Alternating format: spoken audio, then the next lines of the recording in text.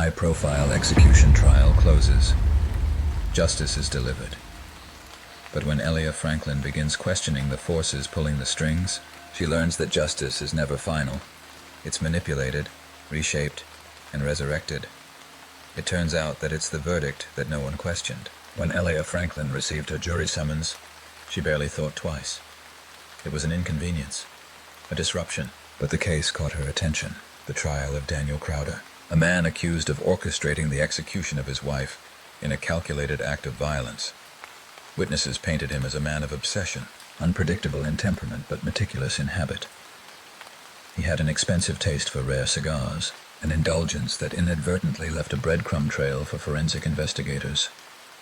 Gurkha cigars, the choice of power, wealth, and secrecy. The details disturbed Ellea. Investigators had periodically collected samples of the cigar's white ashes and its oily wrapping paper at multiple crime scenes over the years. The pattern was undeniable and chilling.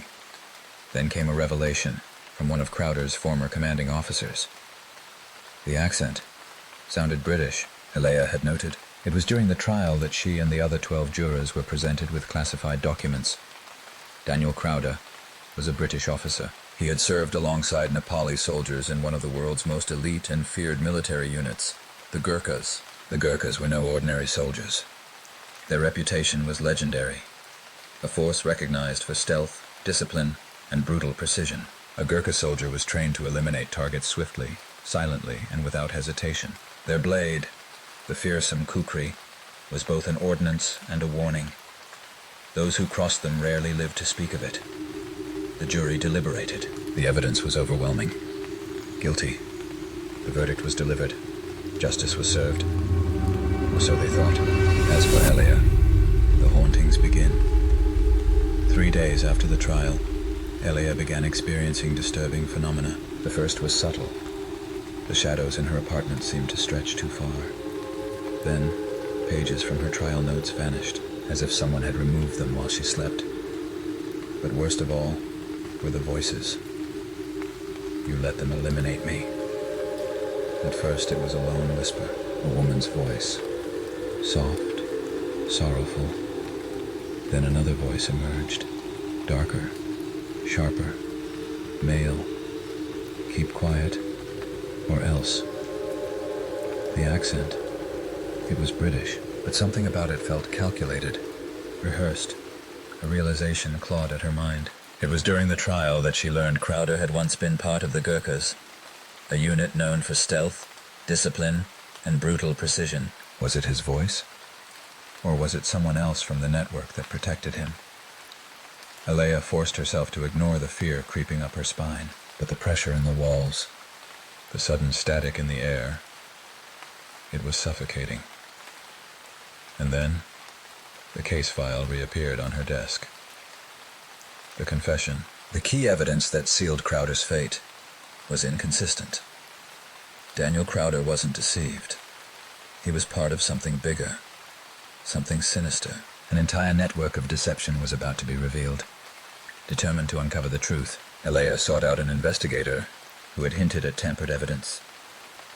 The moment she sat down with him, she knew she had stepped into something she wasn't meant to see. Crowder's confession, forced, fabricated, staged to ensure conviction. The white cigar ashes with brown oily wrappings found at the crime scene, circumstantial, but never conclusively tested for DNA. A juror connected to the prosecution. This wasn't justice. It was manipulation. Crowder wasn't simply a rogue criminal. He was a member of an international network, a force that bent trials, influenced verdicts, and eliminated those who threatened exposure. Ellea wasn't paranoid. She was being hunted.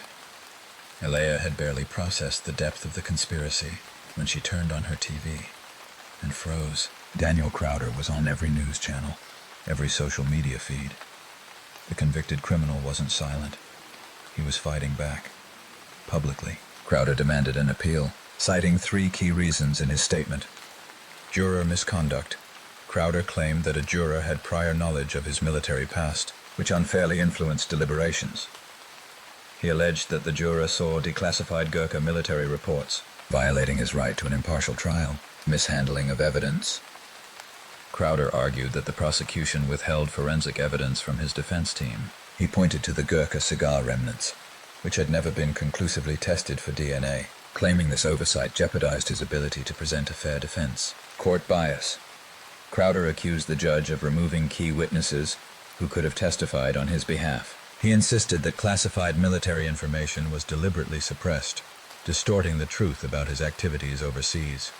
But the most terrifying theory spread across social media. Crowder wasn't just requesting an appeal, he was planning an escape. Ellea suddenly found herself facing a race against time. Rumors exploded across social media. Crowder had leverage, a network willing to break him out if the appeal failed. Ellea knew she couldn't afford to ignore this any longer. She reached out to trusted contacts, state officials, military officers, ambassadors, Supreme Court judges, and law enforcement authorities. She needed protection. She needed answers. Her inner circle urged caution. They advised her on how to shield herself, how to avoid becoming a pawn in Crowder's game. But one warning stood out. Ellea, if Crowder escapes, no one is safe. Justice was never blind. It watches. It eliminates. And now, it was coming for her. What do you think? If Crowder's appeal is denied, will he attempt an escape? Or is the conspiracy even deeper than we know? Like, share, and leave your thoughts in the comments. Wishing you happy screams and hilarious dreams.